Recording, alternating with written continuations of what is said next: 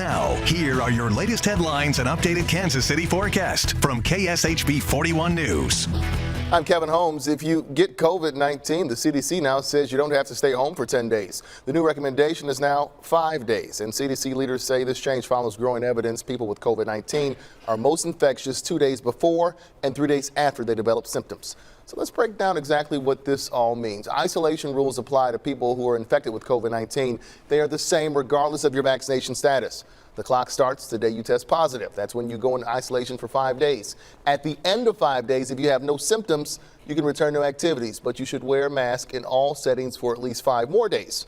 If you still have symptoms, continue to isolate until you're better, then wear a mask for 5 days after that.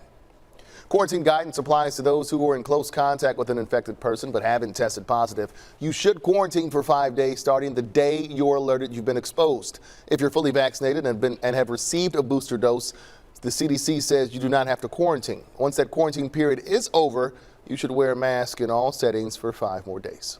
I think it also maybe speaks to their need and want for people who are not infectious to be able to get back to working and get back to doing those things that they need to be doing.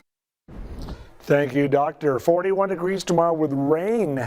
Rain, likely. Mostly south and east of I-35, but the latest data has it a little bit farther north and west. So let's hope that develops. I'll see signs of it coming up soon. And then tomorrow we'll jump up a little bit. Super 10-day forecast. Look at Sunday morning, 8 degrees. So finally some really cold air with a 70% chance of a mixture of precipitation Saturday.